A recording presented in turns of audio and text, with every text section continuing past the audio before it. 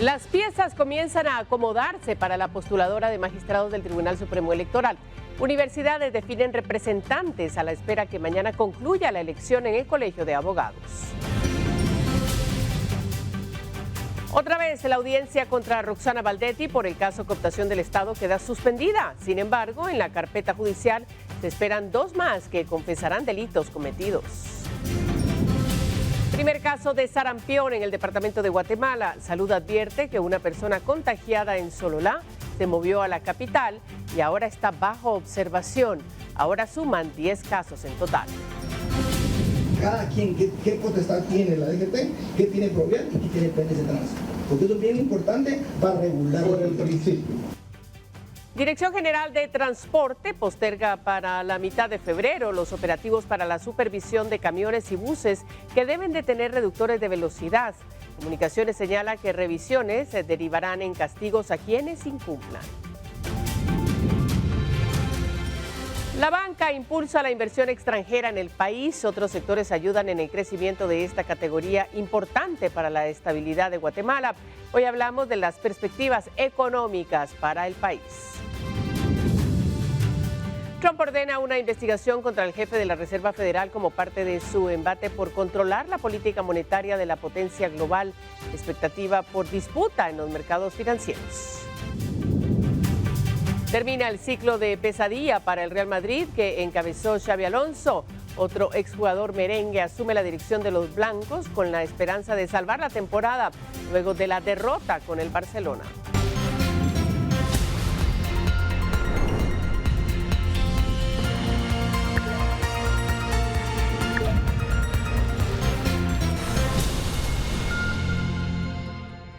Buenas noches, ¿cómo están? Aquí con toda la energía para llevarle lo más importante de la información, empezando la semana, empezando las noticias. Gracias por su sintonía. Vamos directamente con la información. El Consejo Superior Universitario de la Universidad de San Carlos aprobó este lunes 12 de enero la convocatoria oficial al proceso de elección de rector para el periodo 2026-2030. El acuerdo, difundido por la Casa de Estudios, detalla que cada una de las 10 facultades deberá elegir sus cuerpos electorales de profesores y estudiantes conforme al calendario aprobado, mientras que los 14 colegios profesionales con representación en la USAC realizarán sus respectivas votaciones entre el 2 y el 6 de marzo del 2026. Walter Mazariegos ocupa el cargo de rector de esa casa de estudios, cuya administración ha sido señalada por diversos sectores, incluidos estudiantes y catedráticos, por presuntas irregularidades durante su elección en el 2022. Y el proceso para la elección de los próximos magistrados del Tribunal Supremo Electoral está prácticamente completo y solo resta conocer los resultados de las votaciones del Colegio de Abogados, pieza clave para definir la integración final. El proceso para la elección de magistrados del Tribunal Supremo Electoral para el periodo 2026-2032 está casi integrado, luego de que los rectores de las universidades privadas del país eligieran a sus comisionados. Los académicos nombraron a Maynor Herrera, rector de la Universidad Panamericana, como comisionado titular para la postuladora del TSE, mientras que Maynor Cordón, rector de la Universidad Regional, ocupará el puesto de comisionado suplente. Cordón podrá participar en las sesiones, pero no podrá votar en la toma de decisiones. Los decanos de las facultades de Derecho de las universidades privadas también nombraron a sus comisionados. José González, decano de la Universidad de Occidente, como comisionado titular, y Neri Anleu, de la Universidad Mesoamericana, como comisionado suplente. Con estos nombramientos solo quedará pendiente conocer los resultados de la segunda vuelta del Colegio de Abogados y Notarios de Guatemala, para definir a los últimos comisionados. La elección se realizará este martes 13 de enero. La comisión de postulación del TSE será presidida por el profesional que ocupa la rectoría de la Universidad de San Carlos, puesto que desempeña Walter Mazariegos. La postuladora debe preseleccionar a candidatos al cargo de magistrado del TSE mediante la elaboración de una lista de 20 profesionales y deberá remitirla al Congreso de la República, donde serán los diputados quienes elegirán a 5 magistrados titulares y 5 suplentes. Con información de Douglas Cuevas, reportó para Noticiero Guatevisión, Elmer Vargas. Mire, el Tribunal Supremo Electoral recuerda a los ciudadanos que el 22 de enero del 2026 es la fecha límite para actualizar la residencia electoral, un trámite clave que define dónde y cómo podrán votar en los próximos comicios.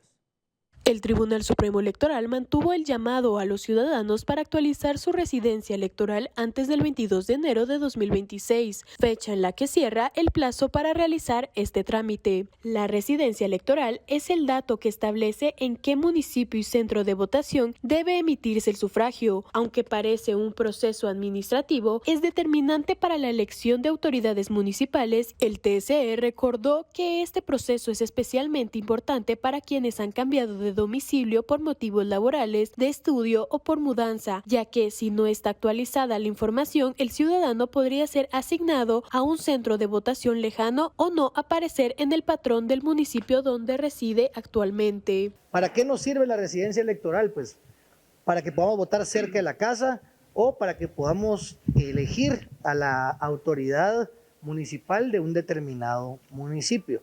Es muy importante que lo hagan antes del 22 de enero, de lo contrario ya no van a poder actualizar su residencia electoral. Es muy importante también que los guatemaltecos que viven en el extranjero, sabemos que la gran mayoría pues, se encuentra ubicado en Estados Unidos de América, sepan que en su momento nosotros a través del Acuerdo 7-2022 reformamos el reglamento y el plazo de actualización de la residencia electoral se modificó para las personas guatemaltecas que viven en el extranjero. Por lo tanto, el 22 de enero no cerrará la posibilidad de actualizar la residencia electoral para las personas guatemaltecas que viven en el extranjero. Entre las principales consecuencias de no realizar el trámite se encuentran dificultades logísticas para votar, confusiones en el día de la elección e incluso abstención involuntaria. La actualización de la residencia electoral es gratuita y puede realizarse en las sedes del Registro de Ciudadanos, en puestos móviles o durante jornadas especiales habilitadas por el TSE. La institución también puso a disposición información a través de sus plataformas digitales. Con imágenes de Byron Baiza, reportó para Noticiero Guatevisión, Paula Carranza. Con imágenes de Byron Baiza, reportó Paula Carranza. Pasamos a temas de justicia. La ex vicepresidenta Roxana Valdetti debía comparecer ante un juzgado para una audiencia por el caso cooptación del Estado, donde es señalada de 2 delitos, pero se aplazó para marzo, según lo confirmó su abogado defensor. Para marzo, sin especificar fecha, fue aplazada la audiencia de etapa intermedia de la ex vicepresidenta Roxana Valdetti. Así lo confirmó su abogado defensor. La audiencia estaba programada para realizarse en el juzgado de mayor riesgo B con el juez Eduardo Orozco. Valdetti es indicada de lavado de dinero u otros activos y cohecho pasivo.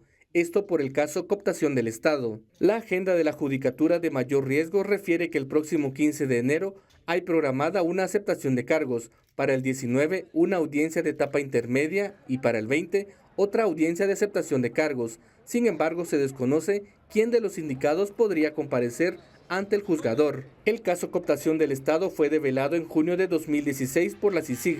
Según la investigación, durante el gobierno del expresidente Otto Pérez Molina y Roxana Valdetti, quienes presuntamente pertenecían a una red de corrupción a gran escala, la cual se habría beneficiado económicamente.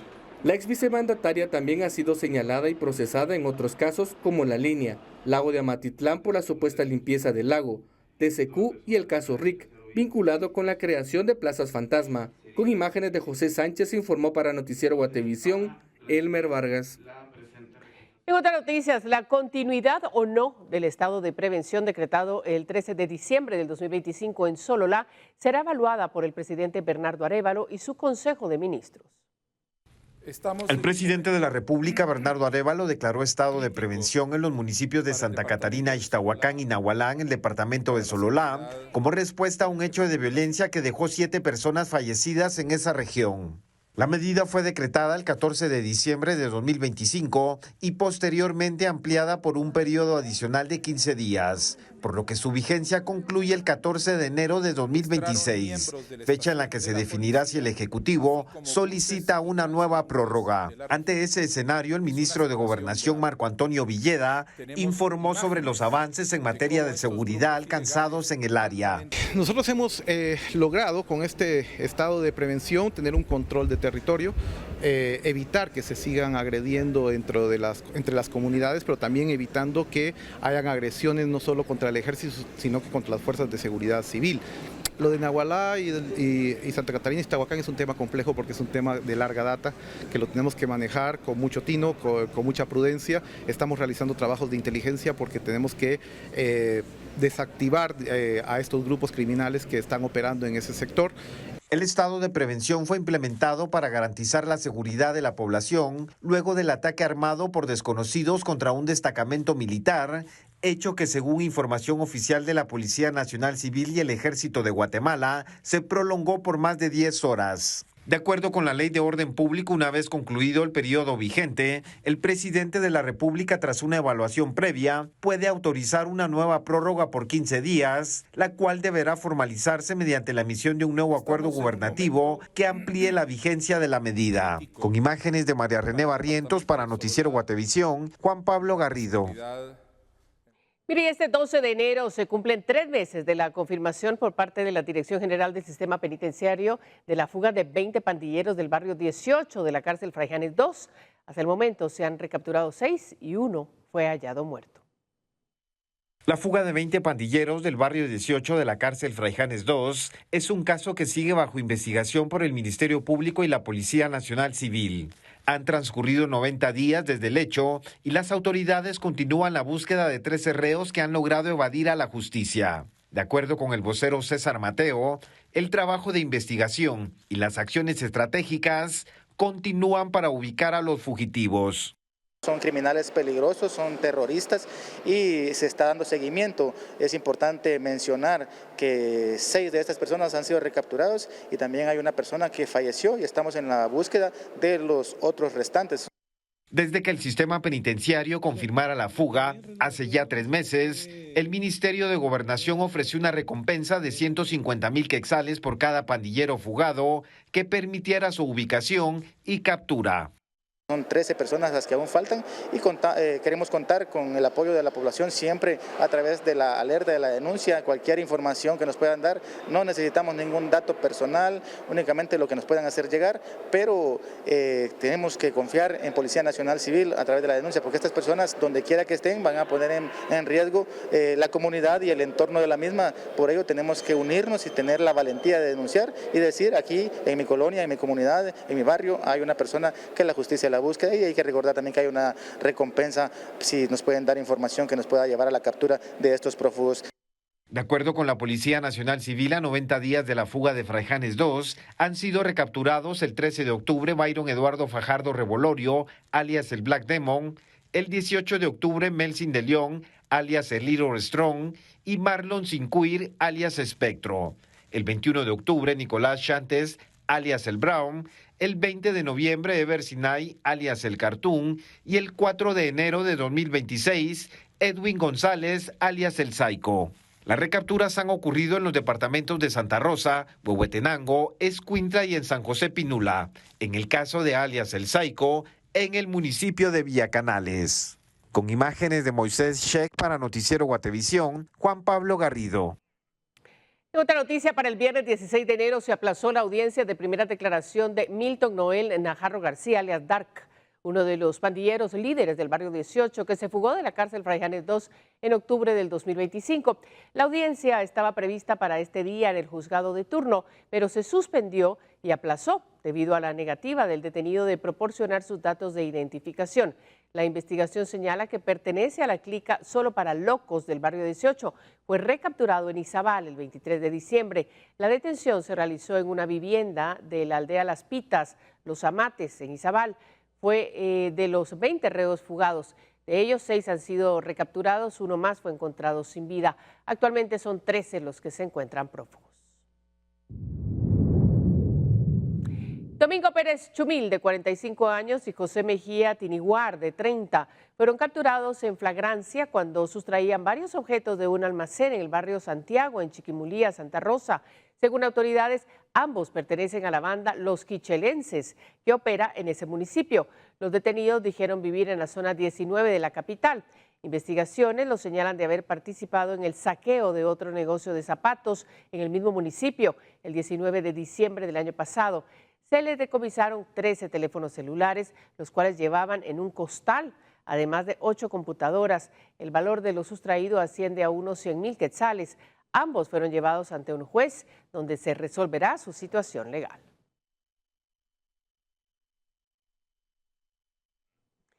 Después de 8 meses de trabajo, se entregó la restauración del Palacio Legislativo. El edificio tiene más de 90 años desde su construcción. Las autoridades indicaron que los trabajos buscaron no solo la restauración, sino también la preservación del inmueble. Pero es nuestro compañero Elmer Vargas quien nos cuenta los detalles de estos trabajos. Elmer, buenas noches. Buenas noches, María Elisa, qué gusto saludarte a ti y a toda la audiencia de Noticiero Guatevisión. Tal y como lo menciona, se ha realizado la inauguración de los trabajos de restauración que se han realizado al Palacio Legislativo, al Congreso de la República. Estos trabajos que, de acuerdo con el presidente de este organismo, Nery Ramos, dichos trabajos iniciaron en abril del año 2025. Los trabajos principalmente que se han hecho de restauración es para en aquellos aspectos de la fachada de este palacio, así también como se ha tratado de que los materiales y los colores que actualmente han quedado sean a los originales a esta construcción que ha cumplido más de 90 años según la información que se ha proporcionado. Así de igual manera se ha buscado la recuperación de los elementos de madera. Recordemos que es otro de los elementos que predominan en esta construcción, así también como el trabajo que se ha realizado en varias puertas, algunos ventanales y también algunas lámparas dentro de este hemiciclo. Pero escuchemos cuáles han sido las declaraciones que ha dado Nery Ramos en relación a dichos trabajos. Hoy es un día de profunda significación para la historia democrática de nuestra nación, porque imagínense, después de más de 90 años de haber sido testigo privilegiado de las grandes decisiones, de luchas enormes, de los consensos y también las tormentas políticas de los guatemaltecos, nuestro Palacio Legislativo, la verdadera catedral de la democracia, nuevamente luce su máximo esplendor. Los trabajos de restauración estuvieron a cargo de la arquitecta restauradora Carla Solórzano, así también como personal especializado del Ministerio de Cultura y Deportes. El costo de esta restauración ha sido por un total de 6.9 millones de quetzales, es lo que se ha informado durante esta actividad. Es la información que tenemos para compartirles desde el Congreso de la República. Yo regreso contigo a los estudios con imágenes de José Sánchez, reportó Elmer Vargas. Gracias, Elber, por ese reporte. Interesante ver lo que se ha hecho en ese edificio tan importante para nuestro país. Vamos a continuar. El presidente de la República realizará 2 actos de presentación de informe durante esta semana como parte de su agenda oficial. El primero se llevará a cabo el miércoles, cuando el mandatario presente su informe ante el Congreso de la República en cumplimiento de lo establecido en la ley. Posteriormente, el viernes, se tiene previsto un informe abierto dirigido al pueblo de Guatemala, el cual se desarrollará en la concha acústica a partir de las 17 horas, según lo informado. Ambas actividades formarán parte de los espacios oficiales de rendición de cuentas programados por el Ejecutivo. Primero he aprendido que contar con...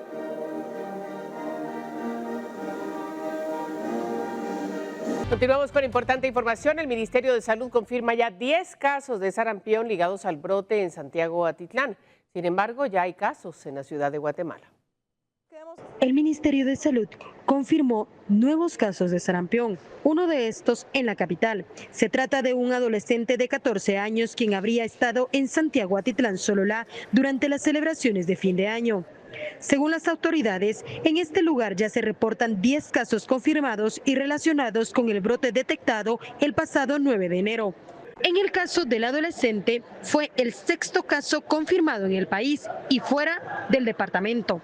La enfermedad fue detectada por un médico privado, quien notificó al Ministerio de Salud.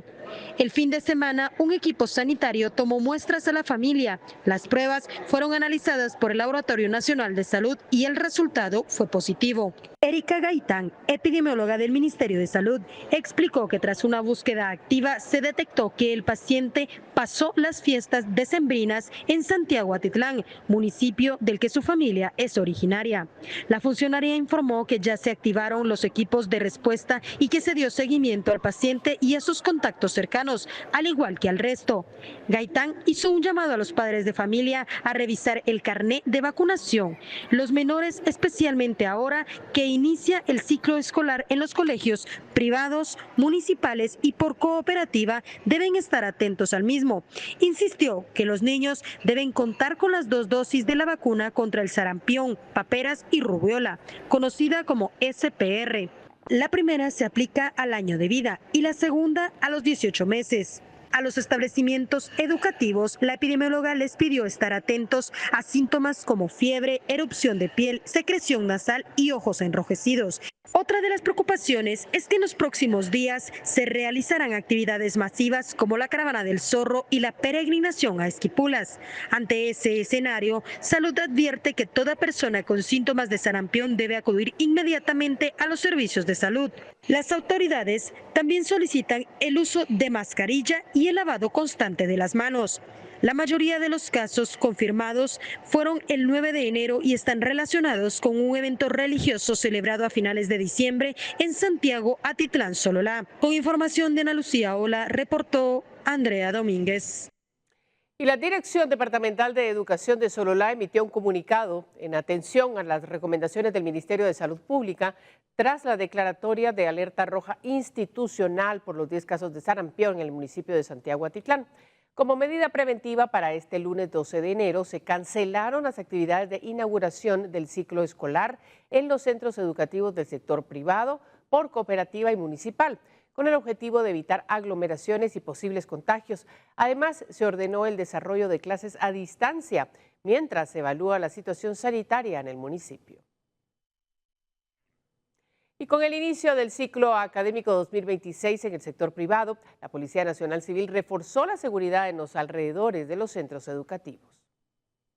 Con el inicio del ciclo académico 2026 en establecimientos educativos del sector privado, el cual está programado para esta semana, la Policía Nacional Civil puso en marcha un plan de seguridad preventiva a nivel nacional para resguardar a estudiantes, padres de familia y personal docente. Las acciones incluyen patrullajes policiales y presencia permanente en las afueras de los centros educativos, principalmente en los horarios de ingreso y salida, con el fin de prevenir hechos delictivos, regular el tránsito y reducir situaciones de riesgo. Se retoman las acciones en el sector privado y también estamos a la espera del sector público, pero ya el plan de nosotros está echado a andar y contempla la seguridad en áreas perimetrales. También ese acercamiento va a continuar con las autoridades educativas, con los padres de familia, que ha sido un lazo muy fuerte, una fortaleza para nosotros, esa comunicación, ese acercamiento con toda la comunidad educativa para poder anticiparnos a algún hecho delictivo. Las autoridades reiteraron que el objetivo del plan es asegurar un inicio de clases ordenado y seguro como parte de las acciones permanentes de prevención y seguridad ciudadana. Hemos iniciado este plan de escuelas seguras, la seguridad va a ser perimetral y también va a ser a lo interno ya a través de actividades lúdicas con todo el cuerpo de claustro de catedráticos, padres de familia y por supuesto alumnos, que es lo más importante. De acuerdo con autoridades de la Policía Nacional Civil, los dispositivos de seguridad estarán vigentes durante todo el ciclo académico. Con imágenes de Moisés Sheck para Noticiero Guatevisión, Juan Pablo Garrido. Vamos a cambiar el tema porque un accidente de tránsito se registró este lunes en el kilómetro 135 de la ruta al Pacífico en Mazatenango, Suchitepeques, donde un autobús de transporte colectivo y un camión chocaron por causas que aún no han sido determinadas. De acuerdo con cuerpos de socorro, al menos 6 personas resultaron heridas. Bomberos municipales departamentales de San Antonio, Chicacao y Santa Bárbara atendieron a las víctimas en el lugar. Los heridos de mayor gravedad fueron trasladados al Hospital Nacional de Mazatenango, mientras que otras personas con lesiones menores y crisis nerviosa fueron atendidas en el sitio. El incidente generó congestión vehicular en ambos sentidos. Y autoridades del sector de transporte informaron que la aplicación de sanciones por no contar con limitadores de velocidad en el transporte colectivo y pesado podrían iniciar entre el 16 de febrero y el 1 de marzo, pese a que la ley que obliga a instalar estos dispositivos se encuentra vigente desde el 2016. El viceministerio de Transporte indicó que la normativa que obliga al uso de limitadores de velocidad fue aprobada en 2016, reformada en 2017 y fortalecida mediante un acuerdo emitido en 2019. en la cual establecía como fecha límite para su implementación ese mismo año. Sin embargo, las autoridades explicaron que la aplicación de sanciones no se había ejecutado debido a la falta de un acuerdo ministerial que definiera el procedimiento sancionatorio y a limitaciones operativas en las entidades responsables de la supervisión. Actualmente, el acuerdo ministerial se encuentra en su fase final y permitirá iniciar la imposición de sanciones entre el 16 de febrero y el 1 de marzo, fechas que se analizan para su entrada en vigencia. Los vehículos modelo 2000 en adelante podrán utilizar sistemas electrónicos mediante programación, mientras que las unidades anteriores deberán instalar dispositivos físicos. Las autoridades detallaron que existen 103 empresas registradas para la instalación de estos dispositivos y que la obligación de registrar a los pilotos e instalar los limitadores corresponde a los transportistas conforme lo establece la ley. Es la primera vez donde hay una voluntad del sector privado también de instalar los mecanismos, hay que decirlo así. Es un llamado también a los que son renuentes, estamos hablando más de 6,000 vidas en esos desde el 2019 para acá, que no es el único factor, ¿verdad? Tengo que decirlo bien claro, no es el único factor, pero es un factor relevante. La parte de la velocidad es un factor importante para poder evitar cualquier accidente. En cuanto a los costos, se señaló que deberán ser cubiertos por el sector privado. Los dispositivos físicos tienen precios que oscilan entre 2.500 y 3.000 quetzales, mientras que los electrónicos pueden reducir su costo en función de volumen de instalación. Para el control y monitoreo, se informó que el proceso será gradual e incluirá el fortalecimiento tecnológico y operativo de la Dirección General de Transportes y Provial, además de convenios interinstitucionales para el intercambio de información.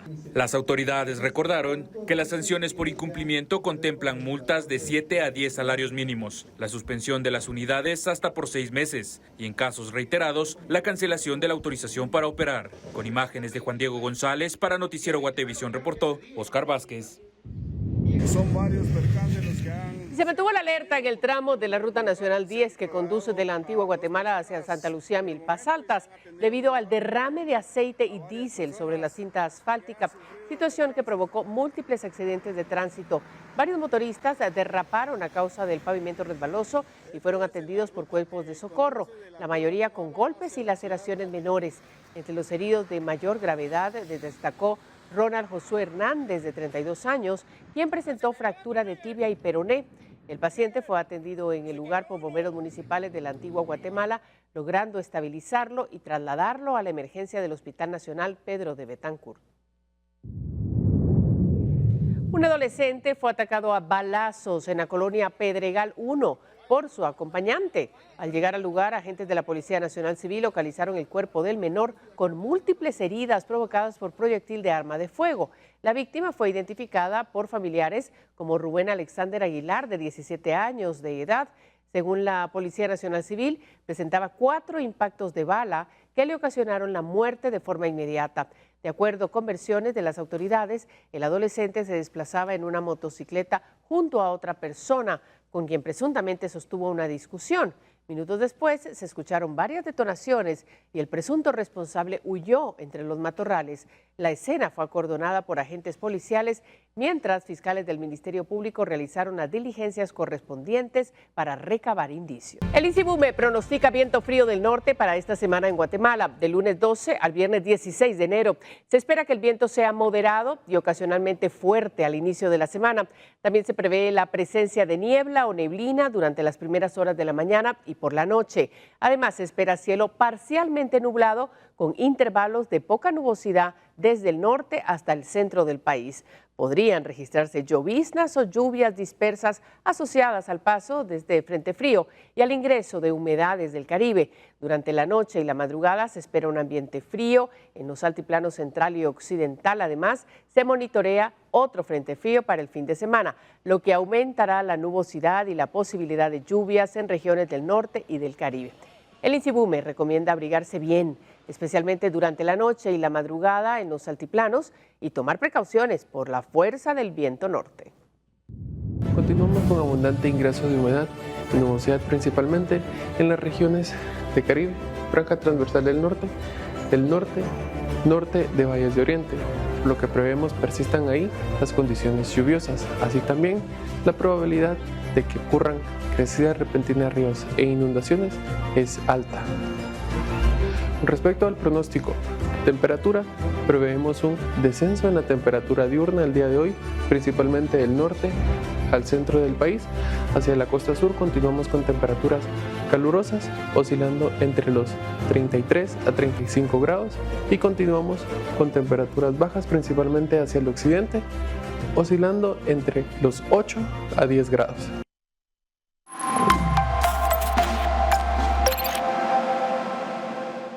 Pasamos a temas económicos. Guatemala cerró el tercer trimestre del 2025 con un crecimiento sostenido en la inversión extranjera, al captar más de 1.416 millones de dólares, impulsados principalmente por los sectores financiero, manufacturero y comercial. Guatemala captó 1.416 millones de dólares en inversión extranjera directa hasta septiembre de 2025, lo que representa un incremento del 12.2% en comparación con el mismo periodo del año anterior, cuando se registraron 1.261 millones de dólares, según cifras oficiales. El aumento equivale a 155 millones de dólares adicionales, concentrados principalmente en 4 actividades económicas que representaron el 90% del total de la inversión recibida durante el tercer trimestre del año. De acuerdo con estadísticas del Banco de Guatemala, las actividades financieras y de seguros lideraron los flujos de inversión con 639.1 millones de dólares, seguidas por la industria manufacturera con 222.5 millones, el comercio y reparación de vehículos con 206.5 millones y el sector de información y comunicaciones con 202.7 millones de dólares. En conjunto, estos 4 sectores sumaron 1.270.8 millones de dólares entre julio y septiembre de 2025. Las proyecciones oficiales indican que la inversión extranjera directa cerraría el 2025 en 1.875 millones de dólares, lo que supondría un crecimiento del 10% respecto al 2024. Para el 2026 se prevé que los capitales foráneos alcancen 2.065 millones de dólares, manteniendo una tendencia de crecimiento sostenido. Por origen de los recursos, Centroamérica aportó más de 511 millones de dólares, mientras que el resto del mundo contribuyó con 904.9 millones. Panamá se consolidó como el principal inversionista, seguido de Estados Unidos, México y Países Bajos. Las autoridades destacan que casi el 70% de la inversión corresponde a reinversiones, lo que refleja la confianza de las empresas en el país y su impacto en la generación de empleo formal, mientras Guatemala mantiene la expectativa de alcanzar en el futuro el grado de inversión. Para Noticiero Guatevisión, Paula Osaeta. Bueno, de noticias de la temporada, con motivo de la conmemoración del Día del Cristo Negro, que cada 15 de enero atrae a miles de fieles nacionales y extranjeros a la Basílica de Esquipulas, las autoridades han puesto en marcha un plan de seguridad integral con la participación de la Policía Nacional Civil y otras instituciones públicas para garantizar el orden, la seguridad y el bienestar de los visitantes. De acuerdo con el vocero policial, más de 250 efectivos han sido desplegados en puntos estratégicos del municipio y en los principales accesos para brindar seguridad a los peregrinos. El dispositivo de seguridad se ha establecido desde este lunes hasta el próximo viernes 15 de enero, buscando garantizar una gestión ordenada del alto flujo de personas antes, durante y después de la festividad del Cristo Negro de Esquipulas.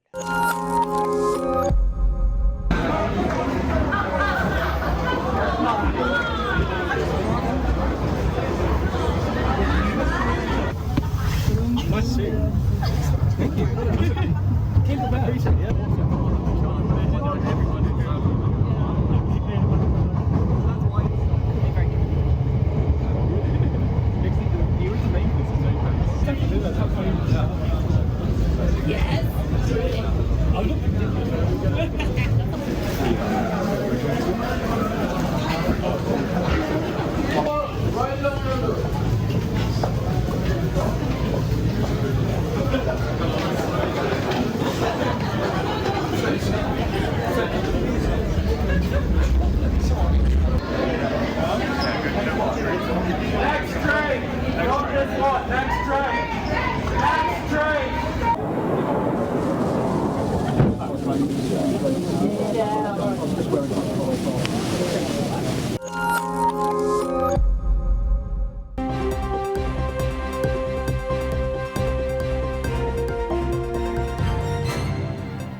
noticias internacionales, en Caracas, familiares esperan liberaciones de personas consideradas presos políticos en el Helicoide, mientras la ONG Foro Penal cuestiona las maniobras del gobierno. María Corina Machado abordó el tema en el Vaticano y en el plano diplomático. Venezuela liberó a 2 italianos antes de anunciar el restablecimiento de embajadores con Roma.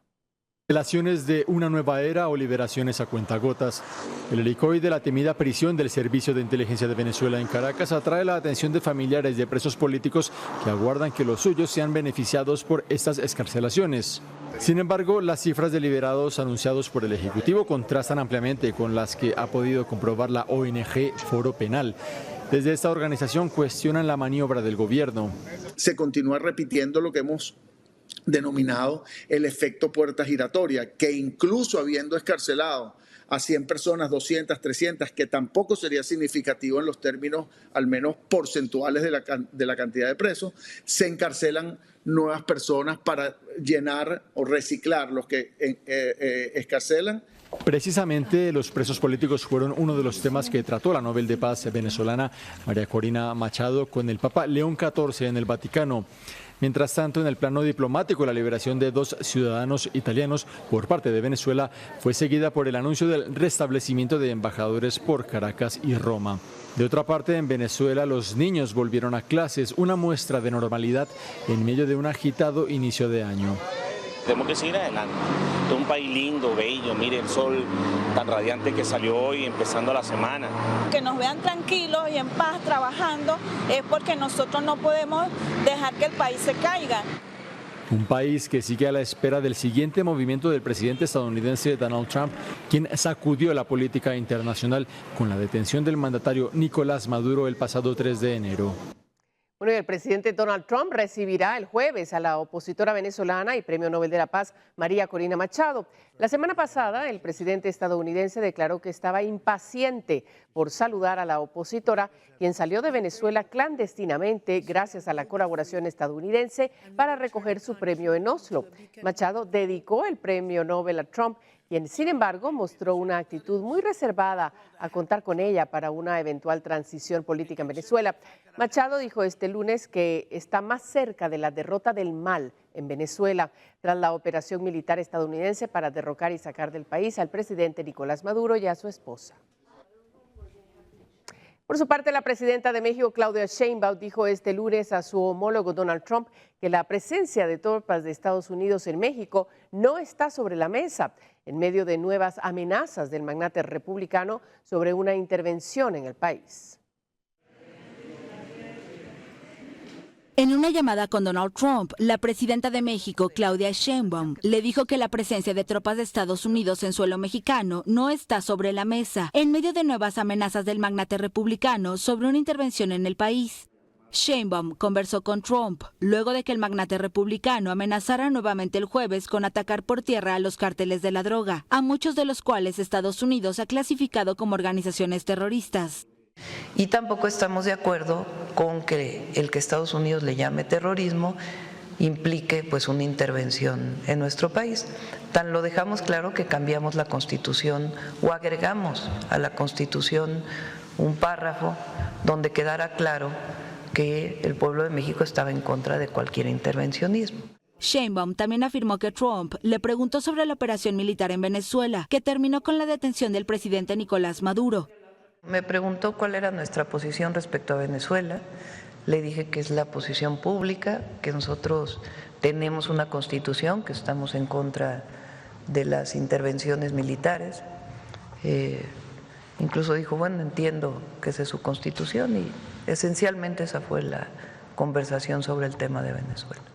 Sheinbaum recordó que seguirán colaborando con Estados Unidos, siempre respetando la soberanía sobre el país, y recordó a su homólogo estadounidense los resultados en el combate al narcotráfico, que asegura que se ha reducido en 50% el cruce de fentanilo de México a suelo estadounidense y que incluso las muertes por fentanilo en Estados Unidos se han reducido en alrededor de 43%.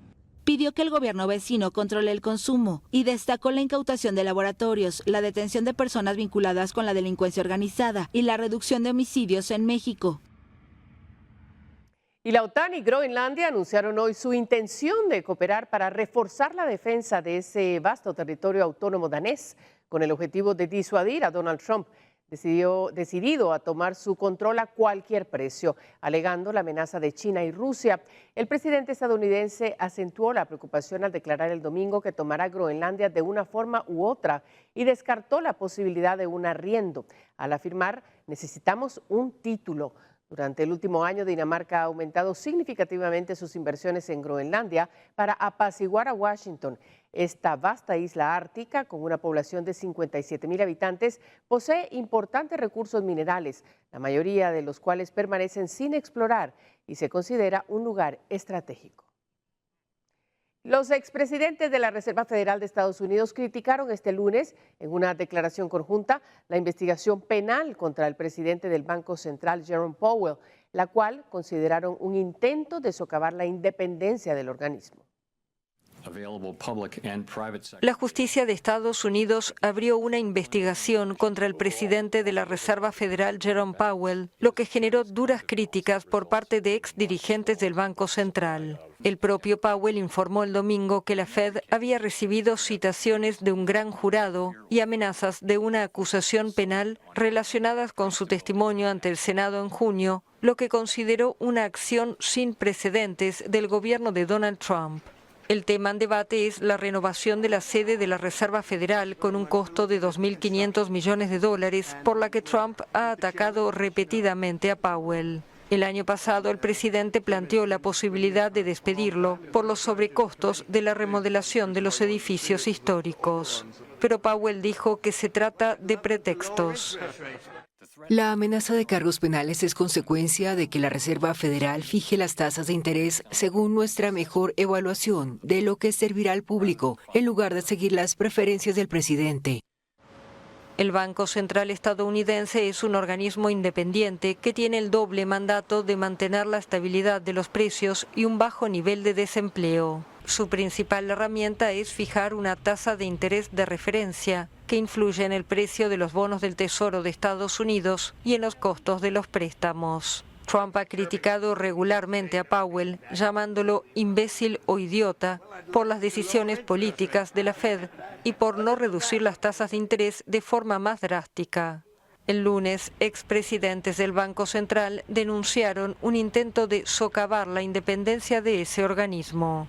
Entre los firmantes están los ex titulares de la Fed, Alan Greenspan, Ben Bernanke y Janet Yellen, además de otros ex altos funcionarios del área económica. Tras el anuncio de Powell, el lunes la cotización del dólar cayó frente a las principales divisas, mientras que activos refugio como el oro subieron. Vamos a otra región porque la represión del movimiento de protesta en Irán se cobró la vida de al menos 648 personas, así lo informó una ONG, mientras las autoridades intentan recuperar el control de las calles, organizando marchas oficialistas en todo el país. Las protestas, además, han cambiado de motivo con el paso de los días. La represión del movimiento de protesta en Irán ha dejado al menos 648 muertos, informó el lunes una ONG, mientras las autoridades intentan retomar el control de las calles con marchas oficialistas en todo el país. Las manifestaciones comenzaron hace 2 semanas contra el aumento del costo de vida, pero rápidamente derivaron en un desafío abierto al régimen teocrático instaurado tras la revolución de 1979. Organizaciones de derechos humanos denuncian una represión letal agravada por un corte casi total de Internet impuesto desde el 8 de enero, que, advierten, busca ocultar la magnitud de la violencia. La ONG Iran Human Rights, con sede en Noruega, afirma haber verificado 648 fallecidos, entre ellos 9 menores, además de miles de heridos. Sin embargo, estima que la cifra real podría superar los 6.000 muertos y los 10.000 heridos. Pese al bloqueo informativo, videos autenticados por AFP muestran grandes protestas nocturnas en Teherán y otras ciudades. Ante la represión en las calles, las autoridades iraníes convocaron contramanifestaciones en apoyo a la República Islámica. El gobierno presenta las protestas como parte de un conflicto mayor. El presidente del Parlamento habló de una guerra en varios frentes, incluida una lucha contra el terrorismo. Estamos esperando, estamos preparados para enfrentarte. Ven y verás cómo todos tus activos en la región serán destruidos. Ven y verás lo que les ocurrirá a las bases, los barcos y las fuerzas estadounidenses. Horas después, el ayatolá Ali Jamenei elogió la movilización progubernamental. El líder supremo declaró que la movilización progubernamental es una advertencia para Estados Unidos. El domingo, el presidente Donald Trump aseguró que Teherán busca negociar, aunque no descartó una opción militar. Irán respondió que no desea la guerra, pero dice estar totalmente preparado. Nos vamos a despedir esta noche agradeciendo su sintonía, por supuesto, como lo hacemos siempre. Gracias por iniciar la semana informados con nosotros. Mañana regresamos. Por lo pronto, descanse. Buenas noches.